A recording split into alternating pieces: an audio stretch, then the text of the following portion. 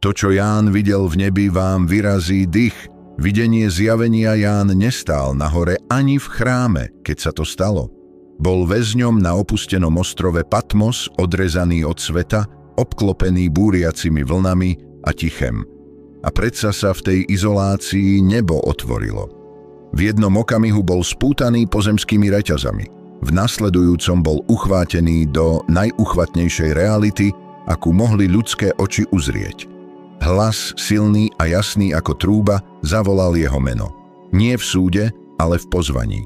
Vstúpil do ríše za hranicami času, kde samotné svetlo sa zdalo živé. Farby, ktoré žiaden umelec nedokáže zmiešať, zvuky, ktoré žiaden skladateľ nedokáže usporiadať, a prítomnosť tak svätá, že z nej jeho duša zatrepotala. Toto bol prach večnosti. Pred ním Božia sláva žiarila jasnejšie ako slnko. Namiesto pálenia ho však priťahovala bližšie. Okolo tej slávy nikdy neprestával pohyb a spev. Všade bolo uctievanie, nie nútené, ale preteká ako rieky radosti príliš hlboké na to, aby ich bolo možné zadržať. Ján videl to, čo žiadne slová nemôžu úplne obsiahnuť. Videl stred vesmíru, miesto, kde každá modlitba vystupuje a každá slza bude jedného dňa zotretá.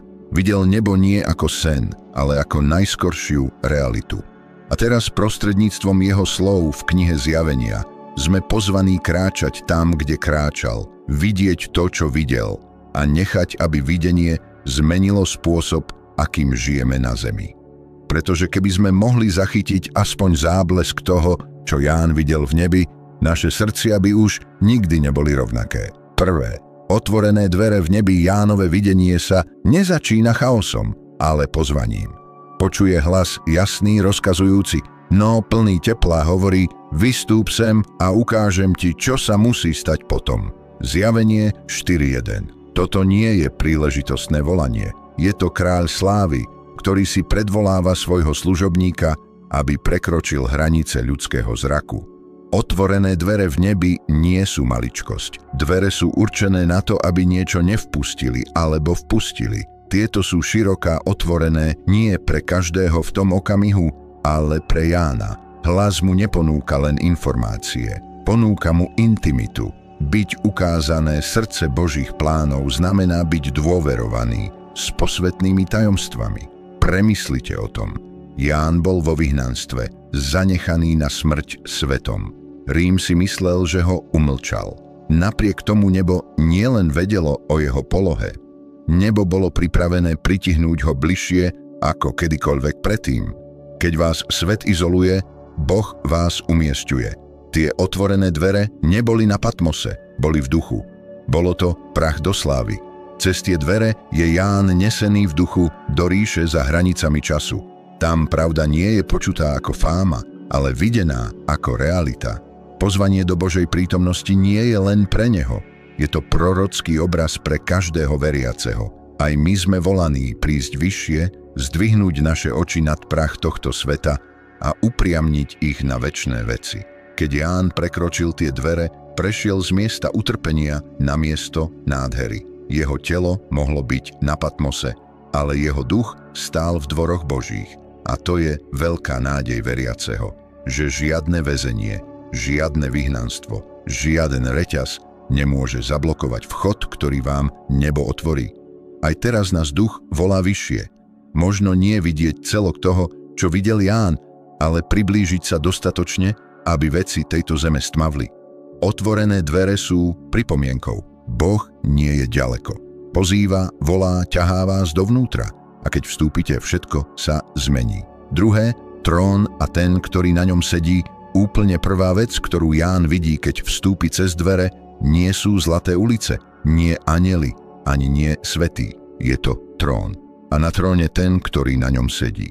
Zjavenie 4.2.3 hovorí: Ján videl niekoho sedieť tam, ktorý vyzeral ako jaspis a karneol, a okolo trónu bola dúha pripomínajúca smaragd. Slová sa namáhajú pod váhou toho, čo opisuje.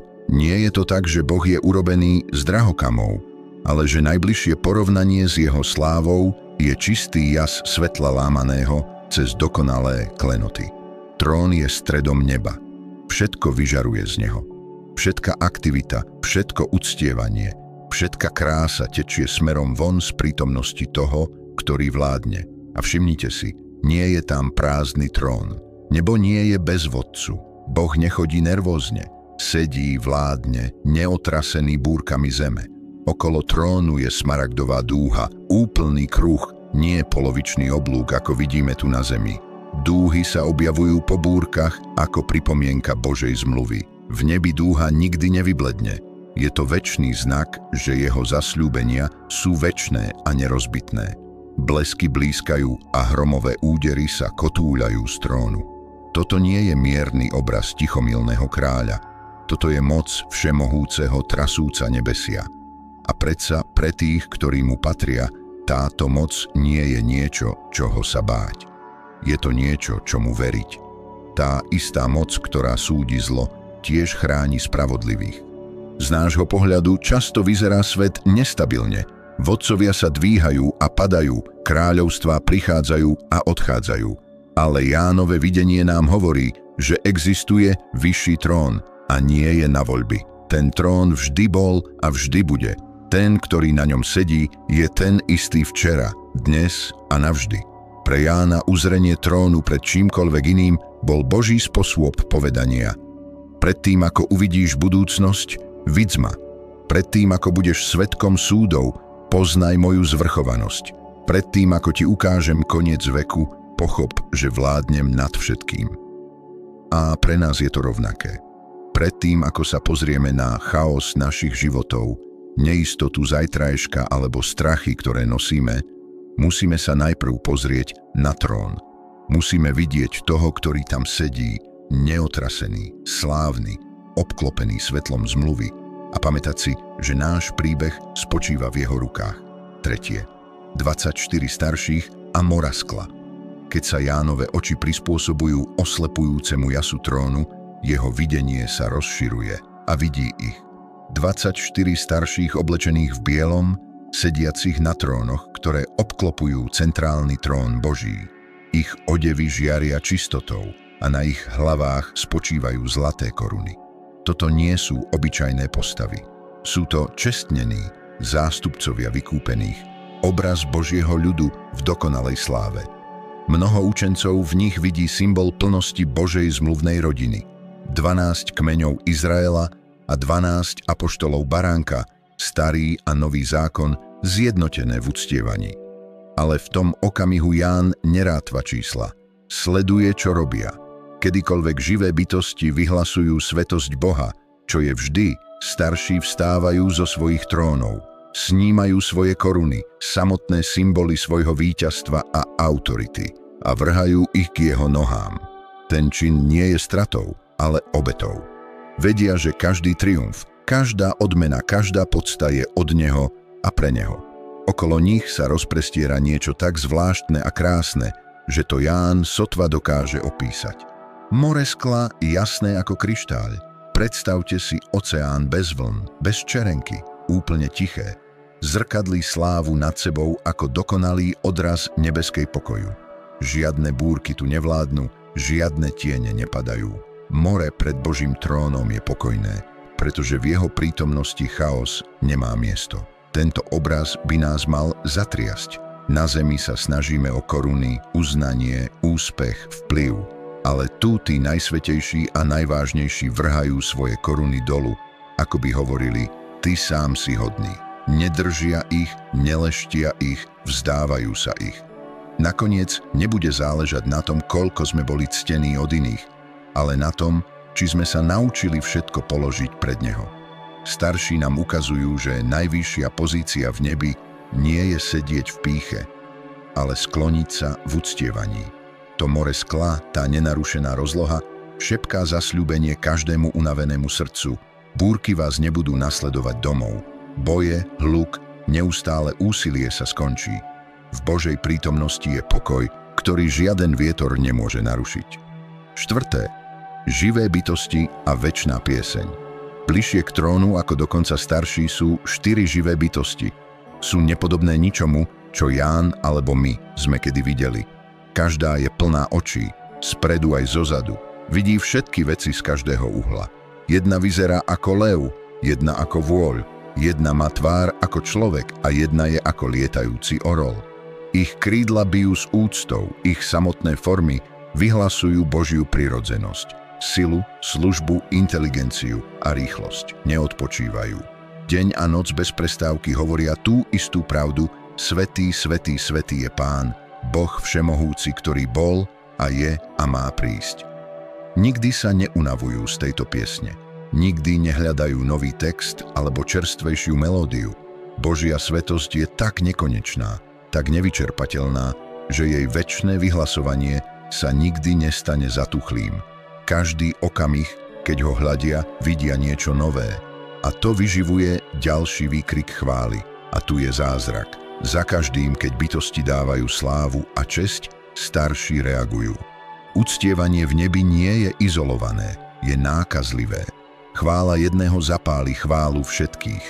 Nebo sa ozýva ako živá symfónia, každá časť v dokonalej harmónii s druhou.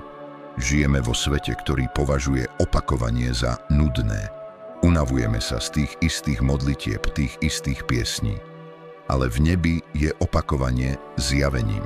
Povedať svätý znovu nie je prázdne. Je hlbšie ako posledný raz, pretože s každým pohľadom na ňo vidia viac z jeho krásy, viac z jeho dokonalosti. Živé bytosti sú tiež pripomienkou, že Boh je obklopený bdelosťou. Oči sú všade, nič neunikne jeho pozornosti. Ani slza, ani modlitba, ani jediný skutok lásky. Vo svete, ktorý sa často cíti neviditeľný, Jánove videnie nás uisťuje. Nebo vidí. A tá večná pieseň nie je len ich, je aj naša. Jedného dňa sa naše hlasy pridajú k ich, nie preto, že musíme, ale preto, že budeme tak prekonaní jeho slávou, že slová budú vychádzať ako rieky. Uctievanie už nebude disciplínou, bude naším potešením. 5. Baránok, ktorý bol zabitý. Až do tohto bodu Ján videl majestát trónu, krásu uctievania a poriadok neba. Ale potom sa scéna mení. Všimne si v pravej ruke toho, ktorý sedí na tróne zvitok zapečatený 7 pečaťami. Mocný anjel vyhlasuje: Kto je hodný zlomiť pečate a otvoriť zvitok? A ticho padá nad nebo. Nikto v nebi, ani na zemi, ani pod zemou sa nenašiel hodný. Ján začína plakať, nie ticho, ale hlboko. Jeho slzy nie sú pre neho, ale pre osud sveta. Zvitok predstavuje Boží plán na vykúpenie a súd. A ak ho nikto nemôže otvoriť, príbeh sa nemôže dokončiť. Ale potom sa jeden zo starších obracia k Jánovi s hlasom uistenia: Neplač, vidz leva z kmeňa Júdovho, koreň Dávidov zvíťazil. Ján sa otáča, očakávajúc, že uvidí leva, divokého, nezastaviteľného dobyvateľa. Ale to, čo namiesto toho vidí, mení všetko. Baránka vyzerajúceho, ako by bol zabitý. Rany sú stále viditeľné, predsa baránok stojí živý, víťazný. Toto je paradox nebeskej moci. Božia moc zjavená cez obetu. Baránok nie je symbolom slabosti, ale sily, ktorá dobíja hriech a smrť cez lásku.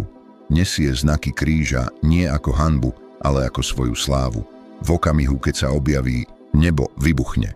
4 živé bytosti a 24 starší padajú pred ním.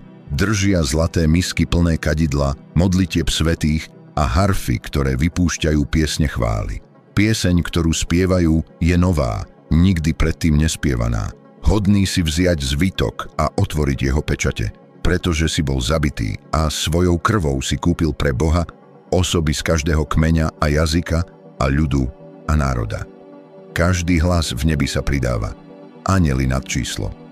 Vykúpený zo všetkých vekov. Všetci vyhlasujú: Hodný je baránok, ktorý bol zabitý, prijať moc a bohatstvo a múdrosť a silu a česť a slávu a chválu. Jánove slzy sú preč. Zvitok je v správnych rukách a vesmír si pripomína, že stred neba nie je len trón.